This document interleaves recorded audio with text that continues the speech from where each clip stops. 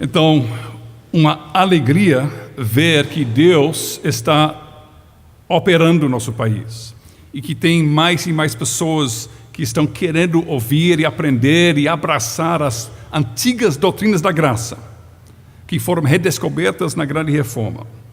E hoje à noite, e nesta conferência, claro, estamos celebrando aquele princípio fundamental que Lutero e os outros reformadores consideravam o princípio sobre o qual a igreja ou fica em pé ou cai. A justificação pela fé somente. E hoje à noite eu vou abordar especificamente a sola fide e a pregação. E para fazer isto, eu quero voltar com vocês para o ano 1563, numa área de Alemanha que se chama o Palatinado. E lá no Palatinado, o príncipe, o eleitor Frederico, porque ele é um dos nobres que tem o privilégio e o dever de eleger um novo imperador, se for necessário, ele está numa situação bem especial, porque a área dele é uma área reformada. E ele está cercado por príncipes ou católicos romanos ou luteranos. Então, é uma situação meio difícil por muitas razões, inclusive razões políticas, porque tecnicamente só tinha o direito, o príncipe só tinha o direito de ser ou luterano ou católico romano. Aí, de repente, no meio deles surgiu um príncipe reformado. E ele mandou confeccionar um documento chamado o Catecismo de Heidelberg. E o Catecismo de Heidelberg é um catecismo dividido em 52 domingos, porque era usado para instruir a igreja, especialmente os jovens, em todo o desígnio de Deus, todo o caminho da salvação. Está dividido este catecismo em 3 partes. Primeiro tem uma introdução, qual é meu único consolo na vida e na morte. Eu vou ler a resposta porque é uma das respostas mais lindas que existem. Qual é seu único conforto na vida e na morte? Lembram-se que numa época de reforma, de perseguições, de mais sangue derramado na grande reforma do que em todos os séculos da igreja primitiva. Então, os nossos irmãos daquela época precisavam de consolo. Qual é seu único consolo? O meu único conforto é que corpo e alma, na vida e na morte, não pertenço a mim mesmo, mas ao meu fiel Salvador Jesus Cristo, que ao preço do seu próprio sangue pagou totalmente por todos os meus pecados e me libertou completamente do domínio do pecado.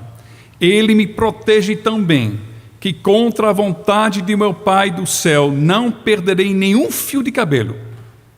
Na verdade, tudo coopera para o meu bem e o seu propósito é para a minha salvação. Portanto, pelo seu Espírito Santo, ele também me garante a vida eterna e me torna disposto a viver para ele daqui em diante de todo o coração. Isso é a introdução. Lindíssima. E depois o catecismo é dividido em 3 partes, porque a próxima pergunta diz: o que você precisa saber para viver alegremente e morrer neste consolo, neste conforto? E a resposta é que eu preciso saber dos meus pecados, da minha miséria, de como eu sou salvo dos meus pecados e, finalmente, como eu devo viver uma vida de gratidão a Deus. 3 partes: miséria, o pecado, salvação e gratidão. E o Catecismo de Heidelberg, como muitos catecismos durante os últimos milhares de anos que a igreja tem usado, aborda vários textos e documentos importantíssimos no catequese de novos membros e das crianças da igreja. Aborda o credo apostólico, explicando linha por linha, aborda a oração do Senhor, o Pai Nosso, e aborda também os 10 mandamentos, explicando mandamento por mandamento. Não é uma coleção aleatória de várias doutrinas. O catecismo tem um início, um meio e um fim. Está contando uma história, está mostrando um caminho. E o caminho é o quê? O caminho é o caminho para fora da perdição. O caminho de volta para a casa do nosso Pai. O catecismo resume o caminho da salvação. E por isso é precioso e se não me engano, o catecismo mais usado no mundo inteiro. Desculpe, eu sei que eu estou aqui falando com presbiterianos, né? Eu amo também os catecismos de Westminster, tá? Que provavelmente são os catecismos em segundo lugar, depois do catecismo de Heidelberg. Muito bons, muito bons. Então, o que eu quero fazer hoje à noite, eu quero caminhar com vocês pelo catecismo de Heidelberg, especialmente nos primeiros 25 domingos, que é meio ano de ensino. Calma, eu vou fazer em 1 hora, tá? E eu quero especialmente focar na questão de justificação e de fé. Isso eu quero focar para chegarmos finalmente na última parte da palestra para resumir como a pregação é tão importante em Deus conceder o dom da verdadeira fé. Mas para falar sobre isso, precisamos saber sobre o porquê da fé e o que da fé, ok? Acontece quando Deus nos justifica somente pela fé verdadeira, somente. Então, quando nós chegamos no catecismo, o catecismo começa explicando o ensino bíblico que poderíamos resumir com as palavras a depravação total. O catecismo não passa muito tempo falando sobre isso, só alguns domingos. E deixa claro que o pecador não tem saída. Ele não pode fazer nada, nenhuma outra criatura pode fazer alguma coisa para ele. Ele está num beco sem saída, ele não tem esperança, a não ser que alguém venha e faça para ele a salvação. A única esperança que ele tem é que ele seja regenerado pelo Espírito Santo. E quando nós chegamos no dia do Senhor 7, o catecismo já deixou bem claro que a salvação está apenas em Cristo e que esta salvação é a única esperança para qualquer pecador, que ele seja salvo soberanamente por meio do mediador, o Senhor Jesus Cristo. Então, o perguntador do catecismo faz uma pergunta muito importante. Ele diz, tudo bem, você já me ensinou que todo mundo está perdido nos seus pecados, todo mundo pecou e carece da glória de Deus, todo mundo só merece o justo juízo de Deus no inferno para todo sempre, em Adão. Mas também você me ensinou que só tem uma esperança, isso é o Cristo, que Ele salva. Então, minha pergunta é o seguinte, todos os homens, então, tornam-se salvos por Cristo, assim como pereceram em Adão? E esta pergunta, de fato, é uma pergunta inteligente. Porque em Adão todos pecaram. Então, se o segundo Adão vem, então, se ele é o novo cabeça da nova raça humana, então, será que de repente ele salva todo mundo que pereceram em Adão? Uma boa pergunta. E veja a resposta do catecismo. Não. Somente aqueles que pela verdadeira fé, sola fide, são unidos a Cristo e aceitam todos os seus benefícios. O catecismo deixa claro o que a Bíblia ensina. Qual é uma das frases mais importantes no Novo Testamento? Em Cristo. Em Cristo. Em Cristo. O apóstolo repete. Não é somente Cristo, mas é estar em Cristo, estar unido com Ele, é morrer e ter minha vida escondido em Cristo, com Deus. Poderíamos usar a ilustração seguinte. O primeiro Adão é nosso cabeça federal, pactual da raça humana. Ele se lançou na perdição. Agora, me diga, não tente isso em casa, mas você pode só dizer, tá? Se você lança sua cabeça num abismo, o que acontece com o seu corpo? Normalmente vai juntos, não é? Pronto. Aí isso é a nossa situação em Adão. E como nós estamos ligados com Adão? É muito simples, é só nascer. Todo mundo que nasce é filho de Adão e Eva. É filha de Adão e Eva. É só nascer e já estamos encerrados debaixo do juízo e justo julgamento de Deus, porque nascemos miseráveis pecadores. O pecado original, a Bíblia ensina de capa a capa. Não tem como escapar.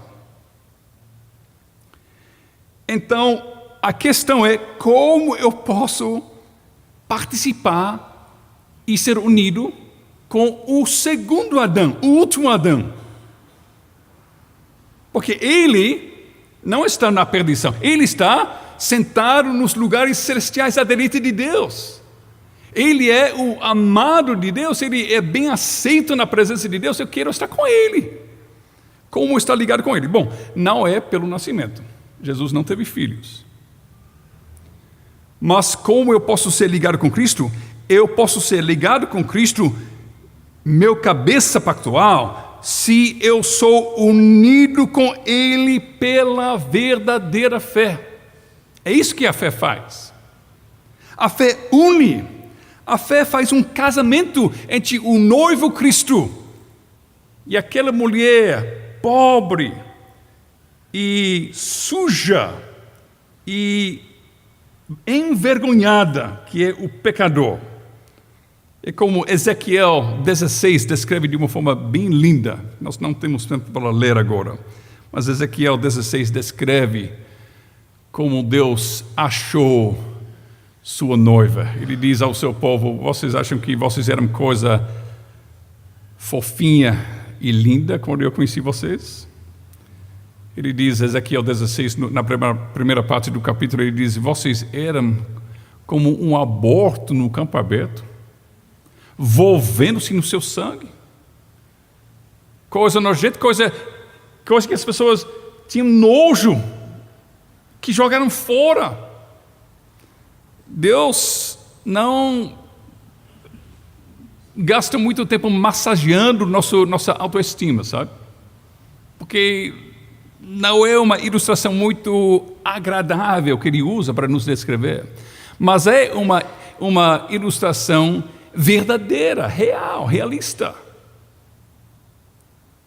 Tem tanta pregação hoje em dia que diz: oh, você é tão lindo, você tem tanto valor, você é tão precioso. Deus não pode imaginar viver sem você. Está lá no céu. Eu não posso viver sem Ele no céu comigo. É como eu ouvi uma vez um anúncio no rádio para um livro de Max Lucado. Ele tem alguns livros bons e legais, mas este anúncio não era legal. Disse, Jesus estava lá na cruz, com os pregos das mãos, e ele estava sofrendo. Ele tinha condições de descer da cruz, mas ele não desceu, ele ficou lá. Por quê? Até agora tudo bem, hein? Mas por que ele ficou lá? Porque ele não conseguiu imaginar passar a eternidade sem você. Isso é a razão que nós temos 70 milhões de evangélicos que não fazem uma diferença nenhuma na sociedade brasileira, para o bem. Porque é o evangelho do Deus que precisa do homem, em vez do evangelho do homem que precisa de Deus. Então, eu preciso estar casado com Cristo, unido com Ele pela verdadeira fé. Eu, que não mereço nada senão seu justo juízo. Então, a pergunta e resposta seguinte diz, então, o que é a verdadeira fé? E para muitas pessoas, fé, aquela fide ali, fé é uma emoção, é um sentimento, é alguma coisa emocional. É talvez um desejo muito forte. Eu tenho muita fé que eu vou conseguir com este projeto que eu tenho.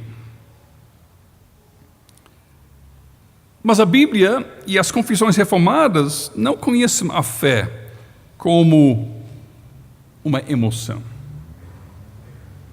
Podemos pensar em Hebreus capítulo 11, por exemplo, e você vai ver isso ecoado aqui na resposta. A verdadeira fé é o conhecimento. Nós sabemos, diz o apóstolo.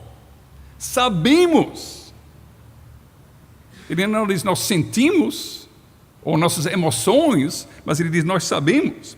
A verdadeira fé é o conhecimento e a certeza de que é verdade tudo o que Deus nos revelou em sua palavra, e também a plena confiança de que Deus concedeu por pura graça não só a outros, mas também a mim a remissão dos pecados, a justiça eterna e a salvação somente pelos méritos de Cristo. O Espírito Santo opera essa fé em meu coração por meio do Evangelho. Resumindo, a verdadeira fé é ter certeza de que a palavra de Deus é verdadeira, mesmo quando eu não consigo enxergar isso. Eva, nossa primeira mãe, nos dá um bom exemplo de como não é a verdadeira fé. Porque ela ouve a palavra de Deus. Não deve comer daquela árvore no dia no que dela comerdes, certamente morrerás. Isso é a palavra de Deus. Eva é a primeira, qual é a palavra em português? Cientólatra. Em inglês nós gostamos de neologismos, né? Então, alguém que idolatra a ciência, o conhecimento humano. Então, o que ela vê? Ela olha e ela vê que é lindo este fruto, que é desejável para fazer alguém sábio. Então, ela vê várias linhas de evidência apontando para uma conclusão, de que seria um bom negócio comer. Então, aqui tem um conflito entre a palavra de Deus, que diz é morte, e meus pensamentos e minha capacidade de avaliar, que está dizendo o contrário.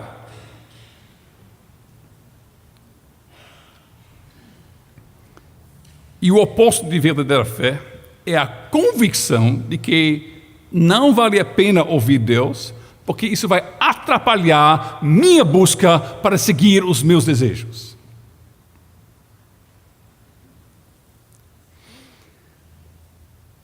Então, o catecismo continua na pergunta 22.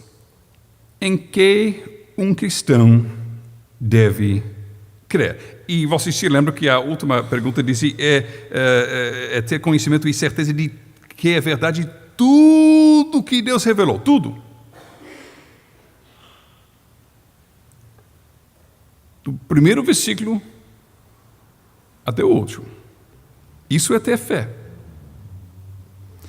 E para responder em que um cristão deve crer, a resposta é em tudo que nos é prometido no Evangelho, o credo apostólico, a confissão da nossa fé cristã universal e indubitável apresenta um resumo disso. E seguem os 12 artigos que, infelizmente, muitas vezes a igreja evangélica deixa com Roma, como se fosse coisa católica.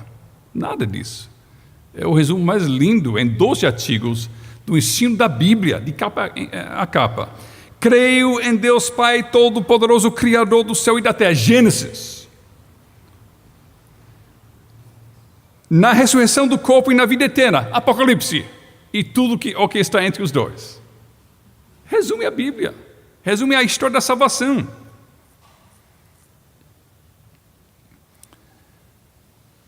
Isso, agora, as igrejas reformadas que pregam pregações tópicas todo domingo, vai passar agora 16 semanas expondo este credo para a igreja.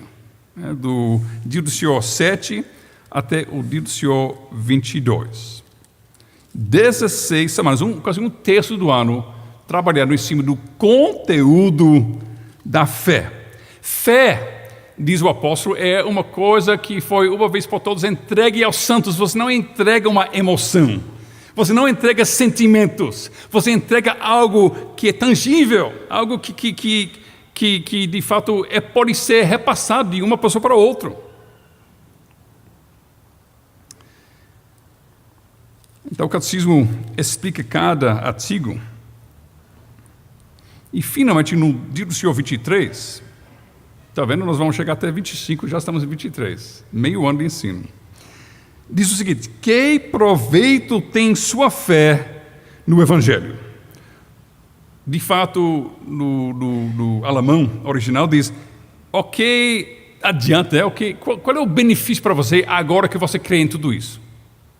Porque o catecismo de Heidelberg, se você não conhece, é um catecismo, não é um catecismo assim, teológico para escola e para professores, mas o catecismo é para pessoas jovens da igreja, novos convertidos.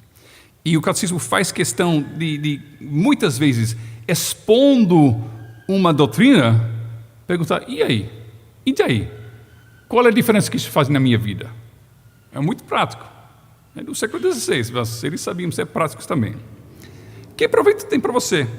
Você crê em tudo isso? Creio em Deus Pai, Todo-Poderoso, Criador dos céus e da terra.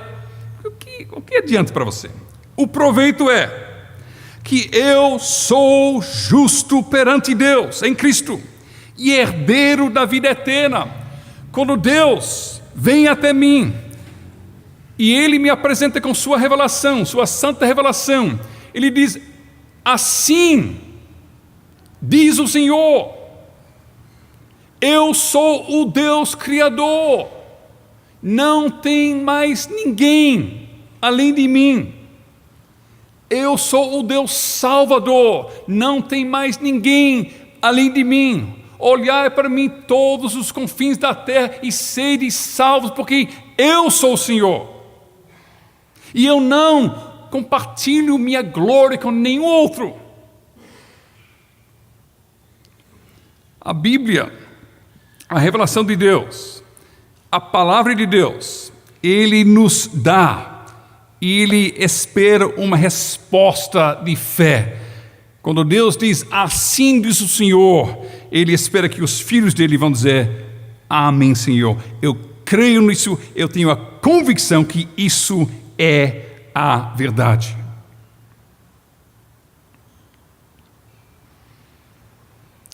Então, a justificação pela fé, meus irmãos, é muito mais do que dizer... Quando você fala o nome Jesus, eu sinto um calorzinho no meu peito.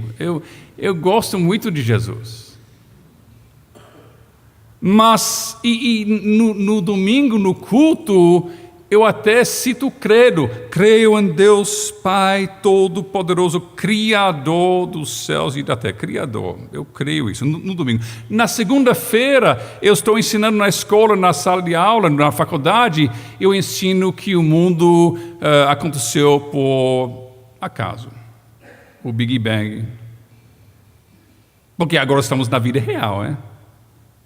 Não estamos mais na esfera da fé, que é coisa que é particular, é coisa só do foro íntimo, é só coisa das emoções e da religião, mas a vida real é ciência.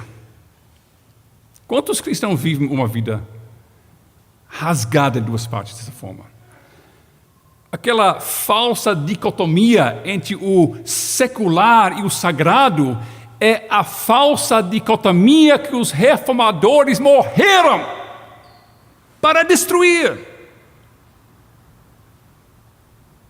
Mas esta falsa dicotomia do catolicismo romano medieval continua pairando sobre e de fato poluindo a Igreja de Cristo em nossos dias. Uma verdadeira fé tem confiança e convicção de que é verdade tudo que Deus revela. Isso é fé. E quando eu tenho uma tal fé, que eu digo, Deus, se tua palavra disser que o céu é rosa com bolinhas amarelas, meus olhos dizem que não é. Mas se tua palavra disser, amém, Senhor. Que Deus seja tido como verdadeiro e todo homem mentiroso. Isso é a fé. A fé é a convicção das coisas que não se veem. Deus fala, nós dizemos, é assim, Senhor Deus. Isso é fé.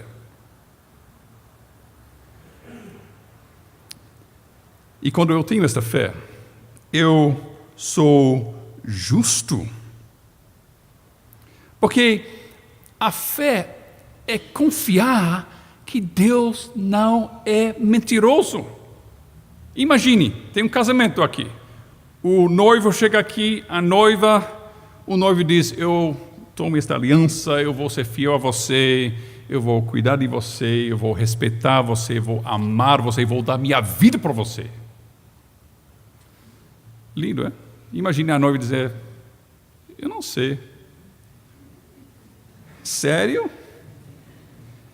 Eu não sei, sabe? Eu gosto de você e tudo, e até tem aquele calorzinho que quando alguém fala seu nome, eu até fico tudo, meu amado e tal. Mas depois do casamento eu vou voltar para o apartamento dos meus pais, porque papai ele tem dinheiro, ele pode cuidar de mim, mas você, eu não sei se você consegue. Isso é um casamento, é? Não vai muito longe, não, né? Mas muitos cristãos tratam Jesus assim.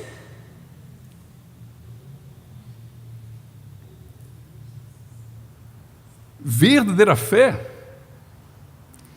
é confiar totalmente na palavra de Cristo. É confiar que Ele nos ama, mesmo nos momentos mais escuros da nossa vida. É confiar que Ele é soberano, mesmo quando as ondas desta vida estão como tsunamis querendo nos engolir e nos afogar. E parece que ninguém está mandando neste mundo. E parece que cada coisa está dando errado. E nós dizemos, Deus, como é possível? Tua palavra diz, tudo coopera para o meu bem, para a tua glória. Mas eu não vejo isso, não. Cadê a cooperação para o meu bem? Para a minha salvação? Não vejo. E a fé diz, mesmo se não haja fruto, né, na videira, mesmo se tudo der errado, mesmo se eu perco até a vista do sol, eu não vejo mais a luz, eu vou confiar em meu Salvador. Isto é sola fide. E quando eu tenho uma fé bíblica, uma fé verdadeira, o que adianta, diz o catecismo, o que adianta ter essa fé? O proveito é que sou justo perante Deus em Cristo e herdeiro da vida eterna. Esta fé me une com Cristo. Ele é meu, eu sou dele. Ele está em mim, eu estou nele. Minha vida está escondida em Cristo com Deus. Eu estou sentado com Ele nos lugares celestiais. Ele é o noivo, nós, igreja, somos a noiva. E ninguém pode nos separar, ninguém, do seu amor. Isso é a fé que nos une. E esta fé nos torna justo. Porque sola fide tem a ver com justificação pela fé somente. Não tem nada a ver com as muitas coisas que as pessoas usam esta frase. Muita fé para isso, muita fé para aquilo. Não, é fé para ser justo diante de Deus, justificado. Então a resposta aqui, somente pela verdadeira fé em Jesus Cristo, sou justo. Mesmo que minha consciência me acuse de ter pecado gravemente contra todos os mandamentos de Deus, de não ter guardado nenhum deles e de ser ainda inclinado a todo mal. Todavia, Deus me dá sem nenhum mérito meu, por pura graça, a perfeita satisfação, a justiça e a santidade de Cristo. Deus me trata como se eu nunca tivesse cometido pecado algum, ou jamais tivesse sido pecador, como se eu tivesse cumprido pessoalmente toda a obediência que Cristo cumpriu por mim. Este benefício é meu somente se eu o aceitar pela fé de todo o coração. Você ouviu isso? Este resumo de meio milênio atrás, descrevendo o que é a justificação. Você reparou que a igreja confessa, porque a Bíblia ensina, que quando eu tenho fé em Cristo, e quando eu sou unido com Ele pela verdadeira fé, então duas coisas acontecem. É como uma mulher paupérrima que tem 3 trilhões de reais de dívidas. E ela vive sem renda, então ela nunca vai pagar nem os juros. E ela casa com um homem riquíssimo. Então duas coisas acontecem. Em primeiro lugar, ele paga, porque é casamento de plena comunhão de bens, então ele paga todas as dívidas. Que alívio, hein? Mas não somente isso. Também agora, casamento com plena comunhão de bens, tudo que é dele é dela. Ele é riquíssimo, infinitamente rico, e ela também. Isso é uma ilustração do casamento entre Cristo e a igreja. O que a Bíblia diz? Ele fez Jesus ser a encarnação do pecado. Ele que é justo, Ele que é santo, Ele que é inocente e puro. Quando Ele estava na cruz, aos olhos de Deus, estava lá na cruz a soma de todos os pecados de toda a minha vida, de toda a tua vida, e da vida de todo pecado, e de toda a vida, de todo eleito, de toda a época da história humana.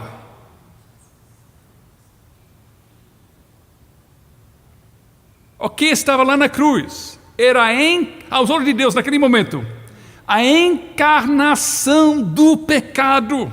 E por isso Deus virou as costas e Jesus disse: Deus meu, por que me desamparastes? Até o sol escondeu sua face do seu próprio Criador.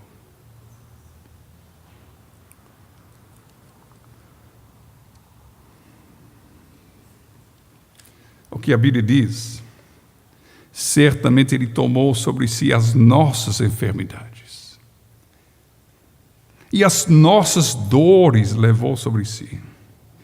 E nós o reputávamos por aflito, ferido de Deus e oprimido, mas Ele foi traspassado pelas nossas transgressões e moído pelas nossas iniquidades. O castigo que nos traz a paz estava sobre Ele, e pelas suas pisaduras fomos sarados. Não é todo mundo que participa nesta bendita troca, onde Jesus assume meu pecado e Ele me dá sua justiça. Só aqueles que estão em Cristo. Só aqueles que estão em Cristo pela verdadeira fé.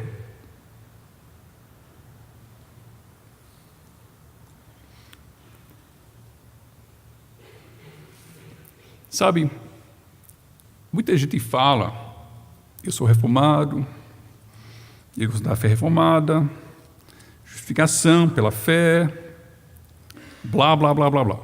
Muitas palavras. muitas coisas na mídia social, muitos debates teológicos. Mas quantos de nós realmente conhecemos o poder dessas coisas em nossas vidas? Sabe o que a Bíblia ensina? Sabe o que o catecismo está resumindo aqui da Bíblia?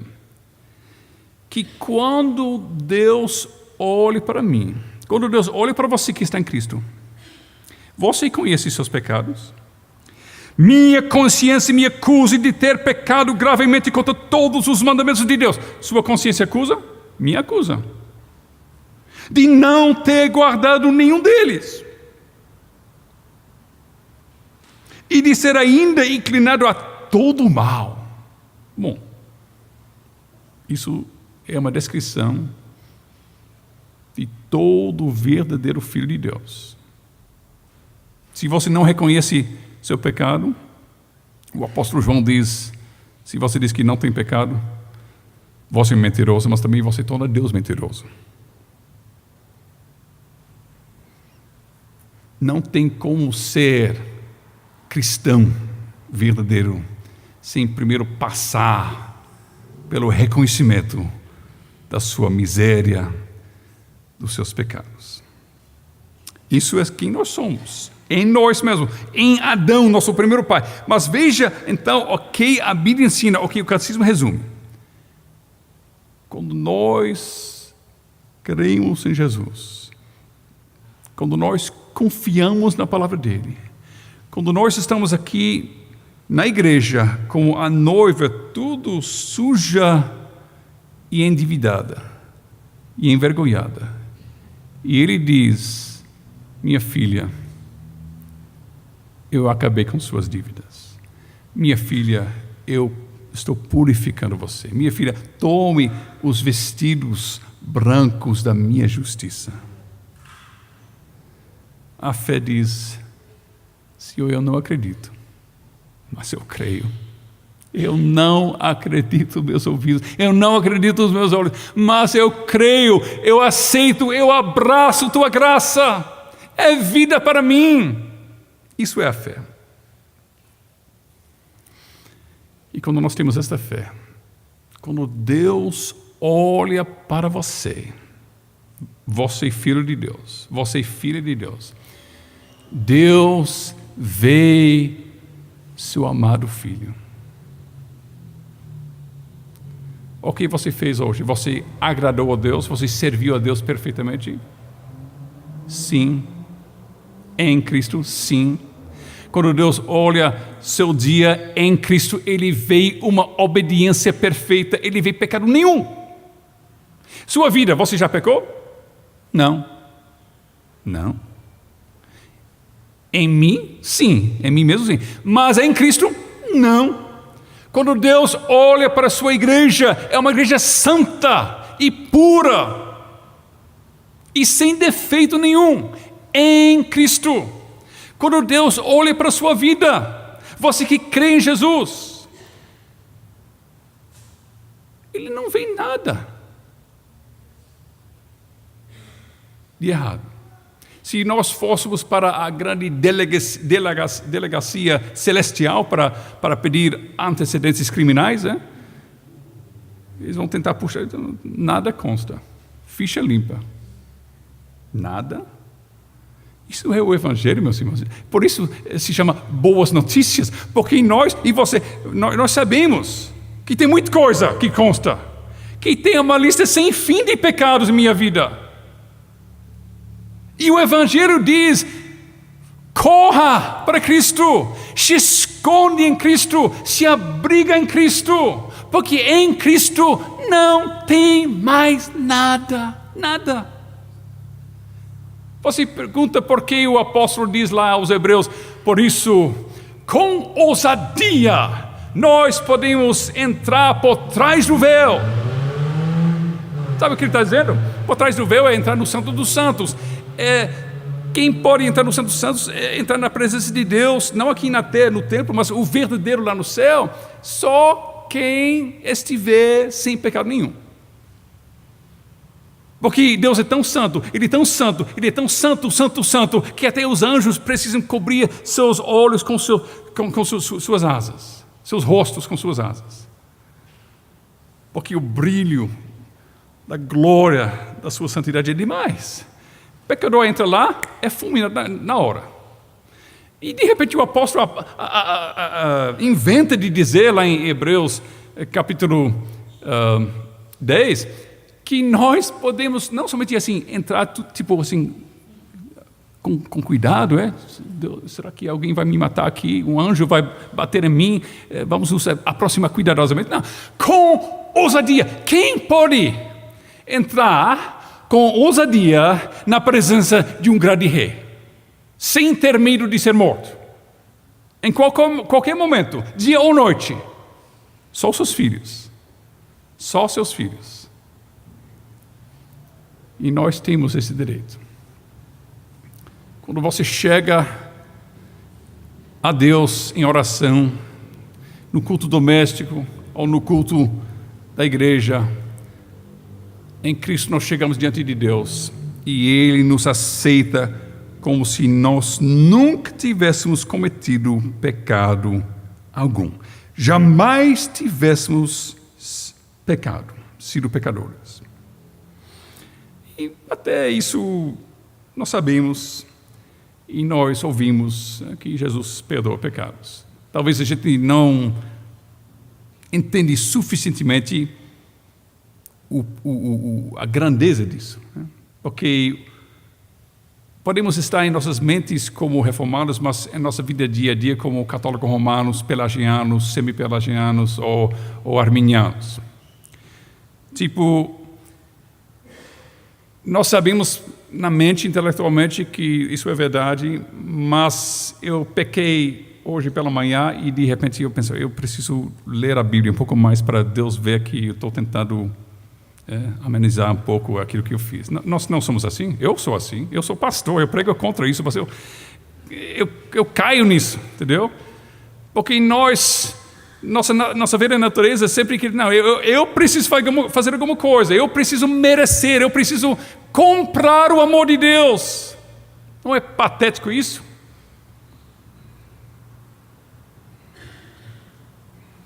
É como uma criança que está com fome e diz, papai, me dê para comer. E nós estendemos nossa mão para dar comida e a criança com distúrbio mental pensa, não, eu não mereço, então eu preciso fazer coisas para agradar papai primeiro. Eu preciso primeiro arrumar meu quarto para meu pai me dar para comer. Eu preciso primeiro fazer isso, fazer aquilo para papai gostar de mim e ser meu amigo e me dar para comer. Como nós vamos nos sentir se nosso filho fizesse isso? Vai rasgar nosso coração, não é? Meu filho, faça isso. Não. Você acha que você precisa ganhar meu amor? Não. Você tem meu amor, meu filho. Sim, você fez isso contra o papai, você foi desobediente, mas a gente tratou e resolvido. Não tem nada contra você. Você pode vir a papai em qualquer momento. Você não precisa comprar meu amor, meu favor. Mas quantas vezes nós fazemos isso com Deus? Mas é outro lado que é raramente mencionado em nossas pregações e em nossas discussões, e nós não pensamos muito disso em nossa vida cristã. Tem o perdão dos nossos pecados, mas tem mais uma coisa que acontece. Tem a imputação dos nossos pecados sobre Cristo, mas também tem a imputação da justiça de Cristo sobre nós. E o que significa isso? A Bíblia ensina que Cristo viveu uma vida sem pecado. Ele viveu, ele nasceu, ele cresceu, e ele em todo momento cumpriu todo o mandamento de Deus perfeitamente. E a Bíblia diz que ele foi tido como o nosso pecado para que nós fôssemos considerados justiça de Deus. O que significa? As crianças saíram, mas se tivesse criança, eu iria dizer às crianças, quando você se apresenta diante de Deus em oração, com sua pequena fé de criança, E você diz: Jesus, eu te amo, eu confio em ti, em teu sacrifício. Tu és meu Senhor. Isso significa para os nossos filhos que, aos olhos de Deus, eles são os filhos mais obedientes de toda a história. Eles são perfeitamente obedientes. Eles têm a perfeita obediência que Jesus Cristo teve com José e Maria. Que ele foi para casa com eles e foi submisso, ele se submeteu a eles. Quando eu estou no meu trabalho, e eu às vezes estou meio zangado com o meu patrão, com o meu gerente, e às vezes eu trabalho com mau gosto, e às vezes eu faço um serviço mal feito, porque eu não dormi ontem à noite, na hora certa, e eu estou meio cansado hoje. Aí tem muitos defeitos no nosso trabalho, que vocês também conhecem muito bem. Mas quando eu me apresento diante de Deus, em Cristo, Ele vê um trabalhador tão fiel, tão santo, tão cuidadoso, quanto o seu próprio filho. Toda a justiça de Cristo, Deus coloca em nossa conta. Pare para pensar sobre isso. Pare para pensar sobre isso. Quando você se aproxima a Cristo, a Deus, em Cristo, não somente que seus pecados nem existem mais, Ele separou você dos seus pecados como o Oriente dista do Ocidente. Ele jogou os seus pecados no fundo do mar. Ele nem se lembra mais. Nós lembramos. Ficamos com vergonha. Ontem, semana passada, aquela coisa que eu fiz quando eu tinha 15 anos, que ainda estou com vergonha. Que eu fico até angustiado às vezes pensando nos meus pecados. Mas Deus declara no Evangelho: não existe mais. Não existe. E ainda em cima disto, o Evangelho declara que nós somos considerados a justiça de Deus. Quando você se aproxima de Deus em Cristo, é como se o próprio Senhor Jesus Cristo estivesse se apresentando diante do Pai. Isto é nosso no Evangelho. Que nós somos aceitos em Cristo. E o diabo vem. E o diabo fala baixo no seu ouvido. E o diabo diz: eu sei o que você tem feito. E o diabo diz: eu também sei o que você não tem feito. Eu conheço toda a sua negligência. Eu conheço todas as coisas que você não cumpriu, que Deus exige. E é uma lista medonha. Mas o Evangelho diz: arreda Satanás, cale a boca. Porque a única forma que Deus poderia me rejeitar é se fosse possível Ele rejeitar seu próprio filho. Isso nunca vai acontecer. Eu estou em Cristo.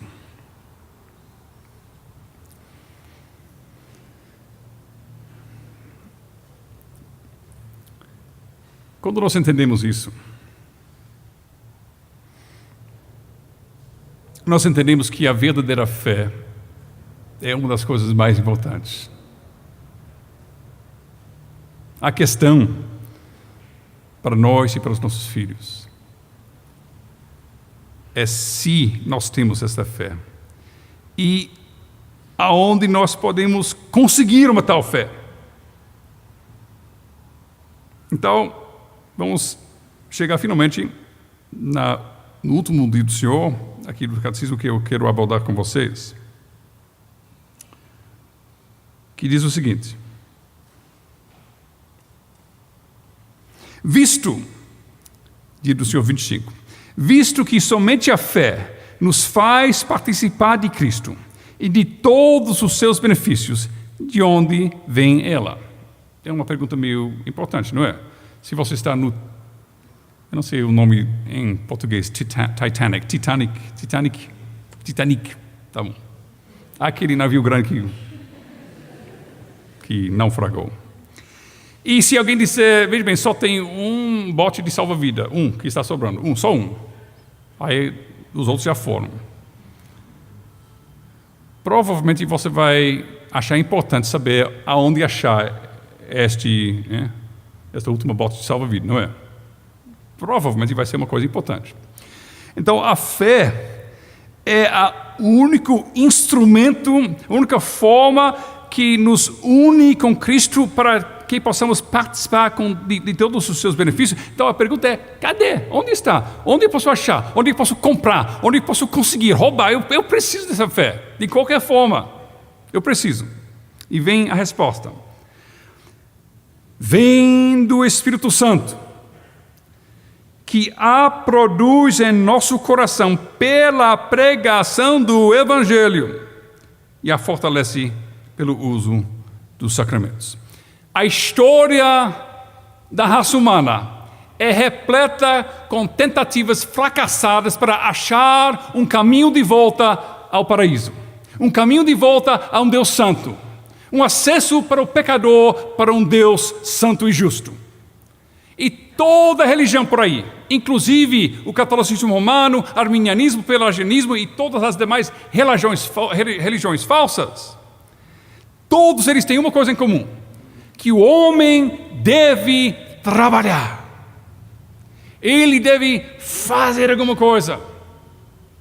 Ele deve tentar apaziguar a justiça e a ira de Deus. E Lutero sofria com isso. A justiça de Deus, a justiça de Deus, a justiça de Deus. Ele tinha medo dessa justiça.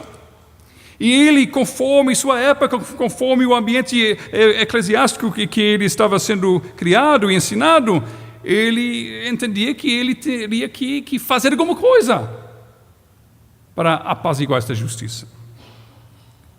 Aí ele ficava lá, confessando seus pecados, saía do confessionário, depois voltava, não, tem mais um. E o confessor, por favor. Aí confessava as coisas mais bobas. Aí finalmente o confessor, Lutero, faça um pecado que vale a pena confessar, por favor. Aí ele vivia com medo, como muitos evangélicos no Brasil hoje. Eu já tenho pastoreado evangélicos que estão em fase de recuperação, que descobriram finalmente o Evangelho. Eu tenho falado com muitos deles. Tem um aqui bem perto de mim, que era profeta e muitas outras coisas, interpretava sonhos.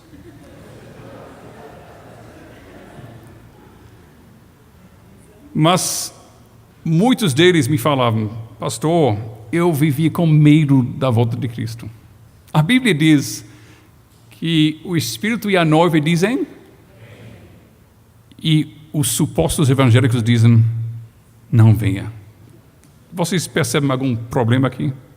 Quando a igreja diz o contrário daquilo que a Bíblia diz? Não venha. Não venha, Jesus, porque eu pequei hoje, então eu tenho que fazer coisa boa para tirar meu pecado primeiro. Então nós estamos vivendo no nosso Brasil, não somente com os católicos romanos, mas com milhões e milhões e milhões de evangélicos que estão debaixo da escravidão, das mentiras, da falsa salvação pelas obras que nós tínhamos lá naquela época antes da reforma. Está em nosso Brasil. Precisamos de uma reforma em nosso Brasil. E foi quando Lutero finalmente, quando caiu a ficha para ele lendo Romanos 1, verso 16 e 17.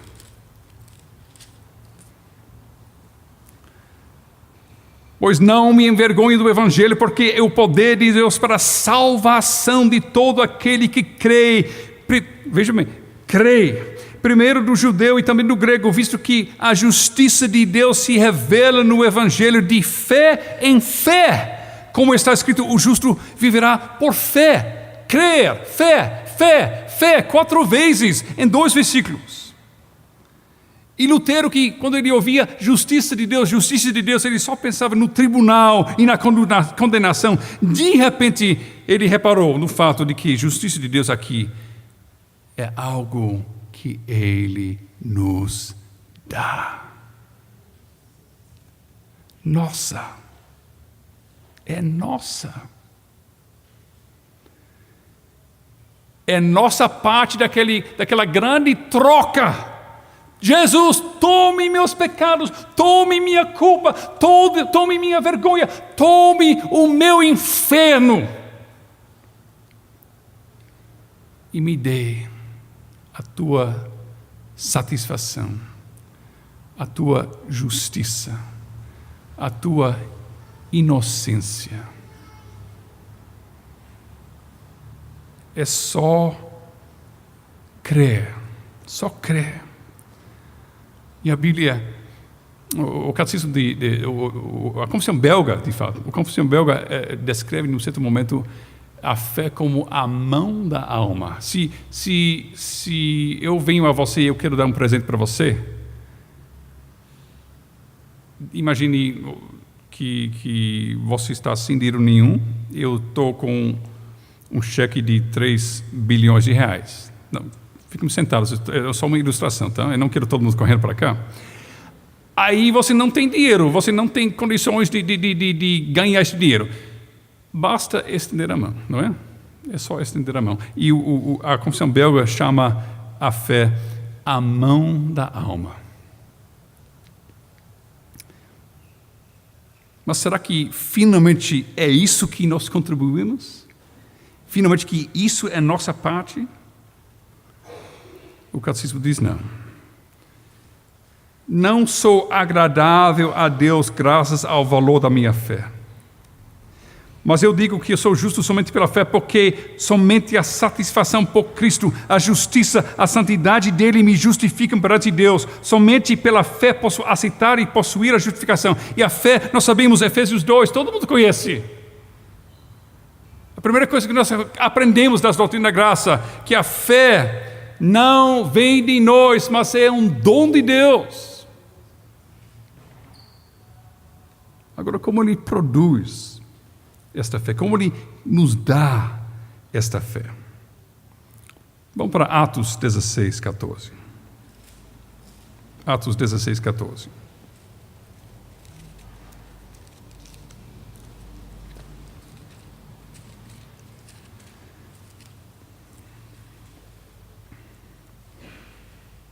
Aí Paulo está falando lá em Filipos. Está no lugar de oração no sábado. Eles estão pregando o Evangelho. 14. Certa mulher chamada Lídia, da cidade de Tiatira, vendedora de púrpura, temente a Deus, nos escutava. O Senhor lhe abriu o coração para atender às coisas que Paulo dizia. O que ela contribuiu? Ela era mais inteligente do que os outros ouvintes? Não necessariamente. Ela era mais merecedora? Não. Soberanamente, Deus concedeu o dom gracioso da fé salvífica. Vamos para a primeira carta de Pedro 1:23.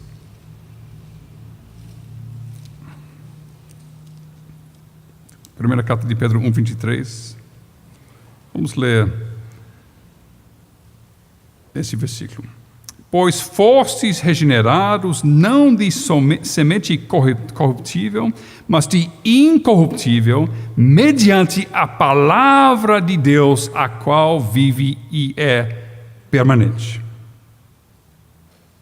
Pois toda carne é como a erva, e toda a sua glória como a flor da erva, seca-se a erva e cai a sua flor. A palavra do Senhor, porém, permanece eternamente. Ora, esta é a palavra que vos foi evangelizada. O que acontece?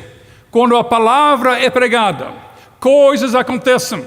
Quando Deus fala, coisas acontecem. Deus disse, haja luz, e houve luz. Não houve um processo longo e burocrático. Mas aconteceu na hora, porque quando Deus fala, coisas acontecem. A voz de Deus, a palavra de Deus, nunca volta vazia, mas sempre cumpre e efetua aquilo que Ele tem decretado, o seu desígnio.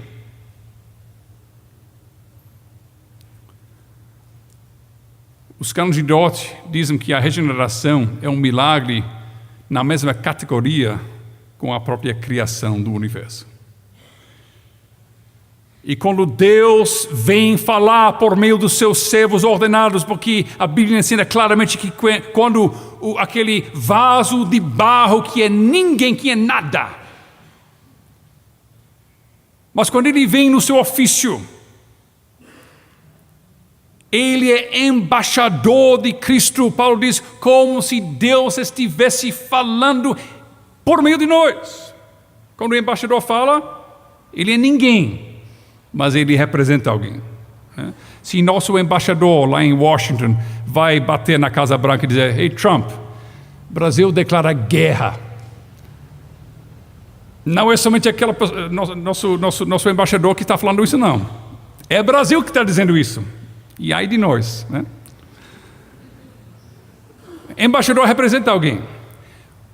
O pregador representa Deus. E na Bíblia, a pregação da palavra de Deus é a própria voz viva de Deus falando.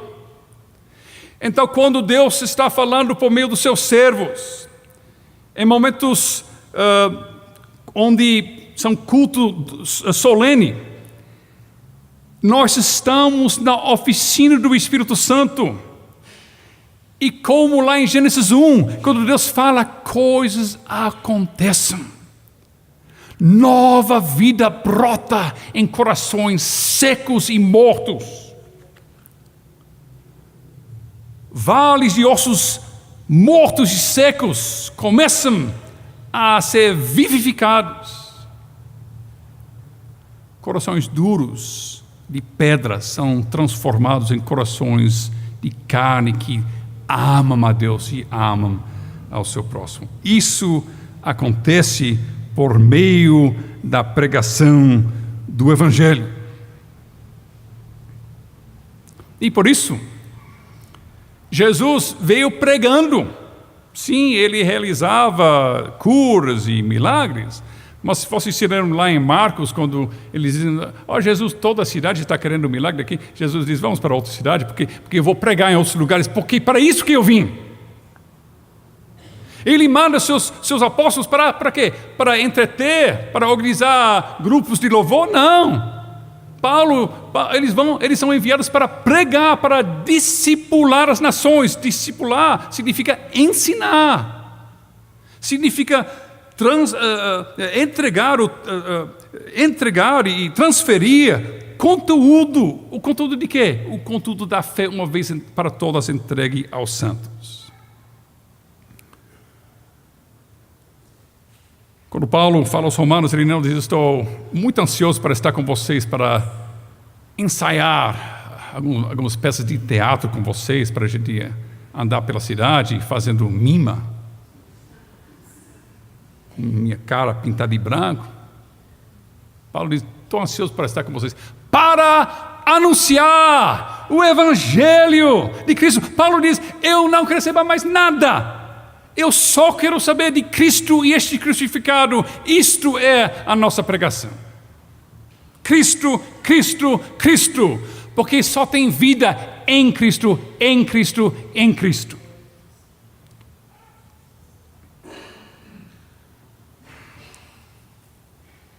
E o que significa? Vamos encerrar com isso. O que isso significa para nós? Eu quero tirar só poucas aplicações aqui para encerrar. A igreja não deve tentar competir com outras organizações ou provedores de serviços na sociedade. Quer teatro? Tem, pelo menos um, se não vários. Quer filme?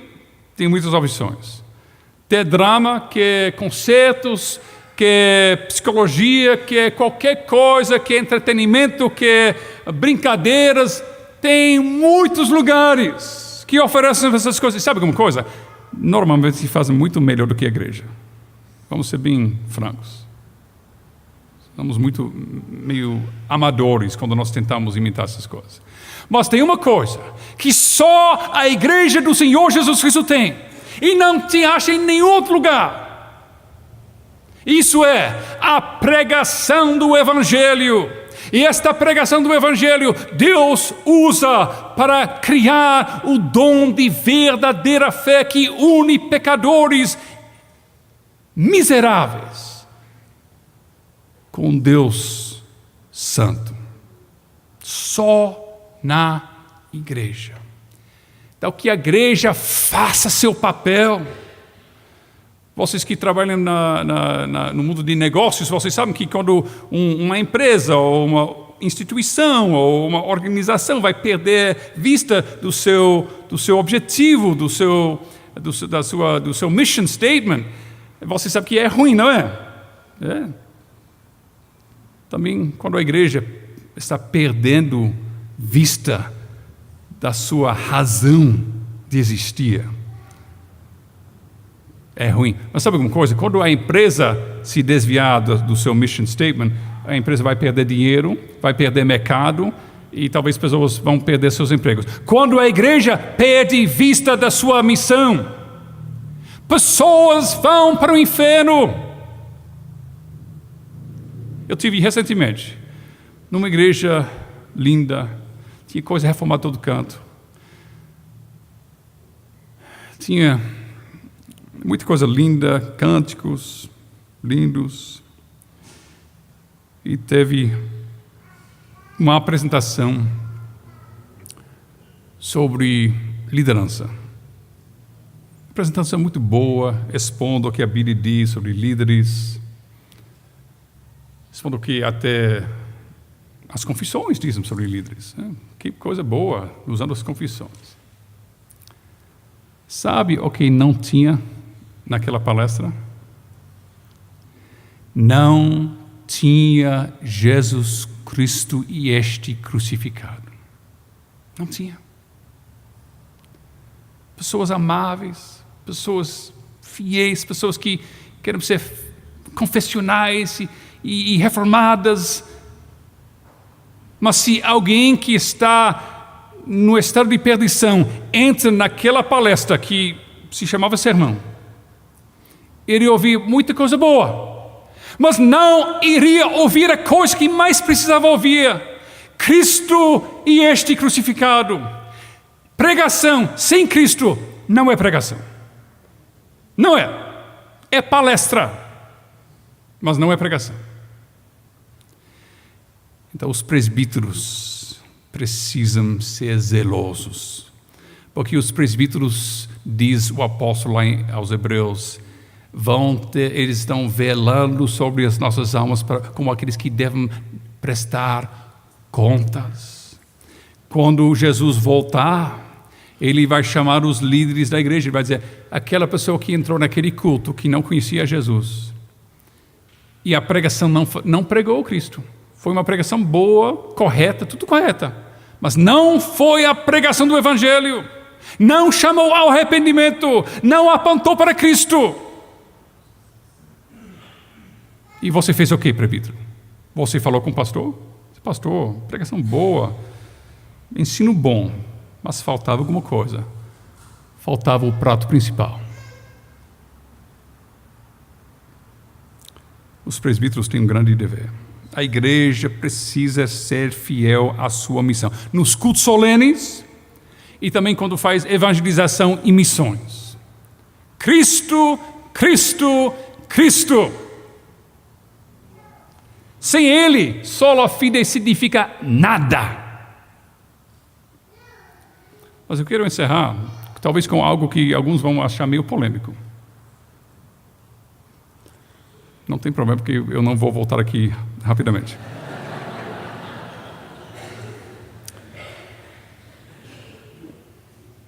A igreja não é uma escola qualquer.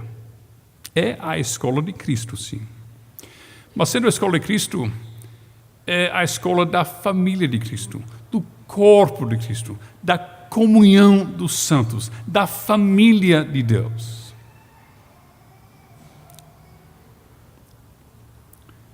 Imagine que nós estamos numa cidade onde teve alguma praga, talvez na água, e todos nós estamos com um virose ou alguma coisa tóxica, que todos nós estamos morrendo. E nós temos 3 dias e todo mundo vai estar morto. Calma, vem boas notícias depois. Aí o prefeito arrumou com o governo federal um remédio que vai reverter a nossa situação e vai nos salvar a vida. Basta tomar um remédio e passou, a dor passou. Você quer esse remédio? Eu quero. Aí o prefeito chama todo mundo para o estádio da cidade e lá vamos fazer fila e todo mundo vai receber o seu remédio. Legal?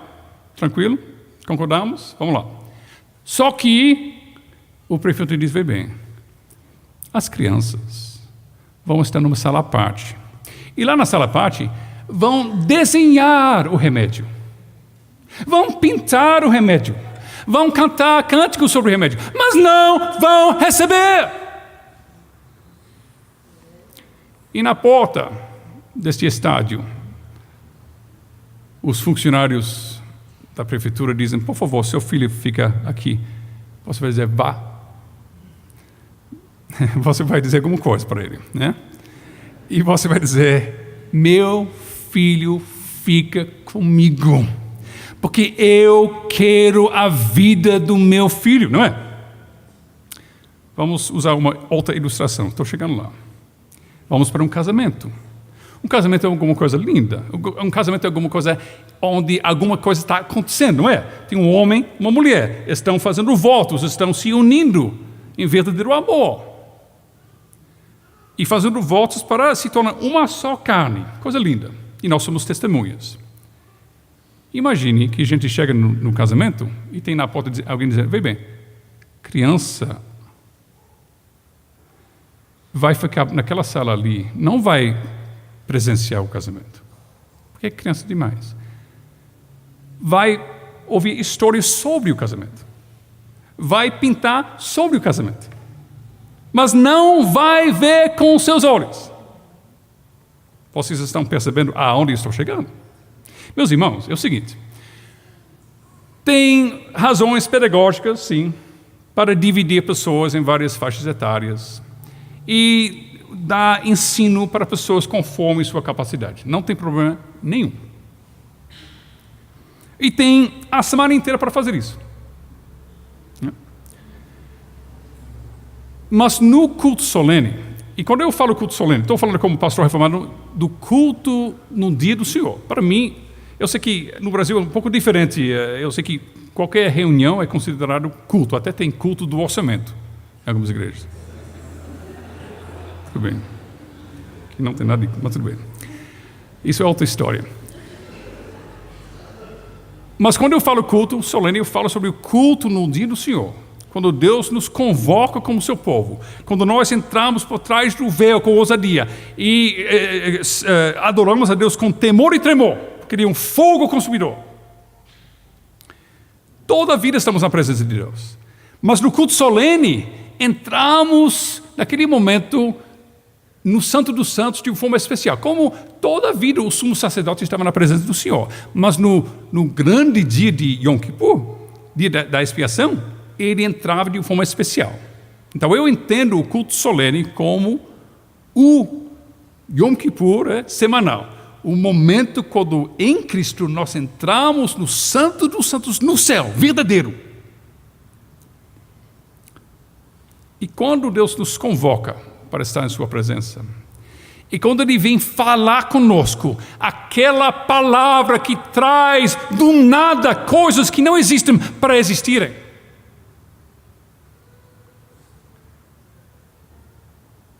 por que nós vamos deixar nossos filhos fora disso? Nossos filhos precisam de fé. A fé vem pela pregação do Evangelho.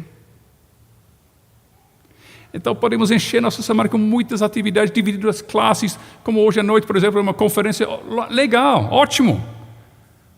Mas pais, se você ama a alma dos seus filhos, no culto solene, na oficina do Espírito Santo, não prive seu filho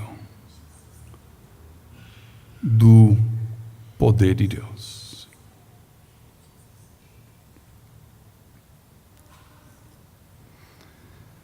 Sola fide e a pregação. Somente pela fé somos unidos com Cristo. Esta fé é um dom gracioso de Deus e Ele concede este dom, normalmente, ordinariamente, pela pregação do Evangelho. A Deus seja toda a glória.